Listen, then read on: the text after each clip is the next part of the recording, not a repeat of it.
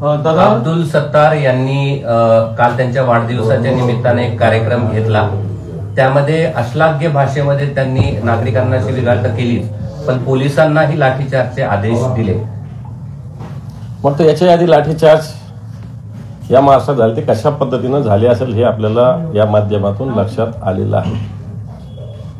आताच्या या गद्दार लोकांच्या डोक्यामध्ये सस्त्याची मस्ती आणि हवा गेलेली आहे। पोलीस आपले बटीक आहे अशा पद्धतीने ते वागतायत आणि ज्या पद्धतीने भाषा वापरली ती भाषा आपल्या संस्कृतीला शोभणारी नाही, परंतु सत्तारांच्या संस्कृतीला ती शोभणारी आहे। आणि सत्तारांची संस्कृती आताच्या गद्दार लोकांच्या सरकारला, भारतीय जनता पार्टीला चांगल्या पद्धतीने मान्य आहे आणि म्हणून या अशा पद्धतीने याचा वक्तव्याचा तर मी निषेध करतो। परंतु त्यांनी ज्या भाषा वापरली ती भाषा त्यांच्यावर येणाऱ्या काळात जनतेनं वापरण्याची नव्हे तर अंमलबजावणी करण्याची वेळ आलेली असं मला वाटतं। 10,000 पोलीस आहेत, 50,000 लोकांना मारायला काय हरकत आहे अशा पद्धतीचं देखील वक्तव्य त्यांनी केलं। नाही, मला असं वाटतं 50,000 लोक जमा करायचे तर त्याचं नियोजन आपण करायला पाहिजे होतं आणि लॉ अँड ऑर्डर सांभाळणे पोलिसांची जबाबदारी असते। ती काही मंत्र्यांनी आदेश द्यायची गरज नाही, मंत्र्यांनी आदेश काही पोलिसांना द्यायचे नसतात डायरेक्ट। आणि त्याच्यामुळे पोलिसही जर त्यांच्या पद्धतीने तिथं सिल्लोडमध्ये बटीक झालेले असतील तर मला असं वाटतं सगळ्या आताच्या व्यवस्थेने याचा विचार करण्याची आवश्यकता आहेच। परंतु सत्तारांची ही वृत्ती ही अतिशय खालच्या स्तराची, नीच वृत्तीची, नीच प्रवृत्तीची आहे एवढं मी म्हणेन। केवळ सत्तार नाही तर ते मंत्री आहे, पण सत्तार आहेत ना, हा पण मुद्दा आहे।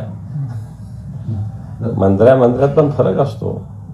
मंत्री अनेक लोक असतात ना, ठीक आहे, विरोधी पक्षात मंत्री असतात, वेगळ्या विचाराचे लोक असतात, परंतु ही भाषा, ही वृत्ती ही सत्तारांमध्येच असू शकते आणि म्हणून या वृत्तीला मागच्या काळात काय काय बोललेले सत्तार हे चांगल्या पद्धतीनं या महाराष्ट्राला माहिती आहे। आताचं सरकार याची दखल घेईल असं मला मुळीच वाटत नाही, कारण हे गेंड्याच्या कातडीचं सरकार आहे, पण ते जनता निश्चित याची दखल घेईल। तरी पण तुम्ही सरकारला काही आवाहन करणार आहात? सरकार तर अशा वृत्तीला प्रोत्साहन देतं ना। काय केलं सत्ताने या सरकारने मागच्या काळात? कित्येक आमदारांनी रिव्हॉल्वर काढले, कित्येक आमदारांनी अधिकाऱ्यांना मारलं, कित्येक आमदारांनी महिलांना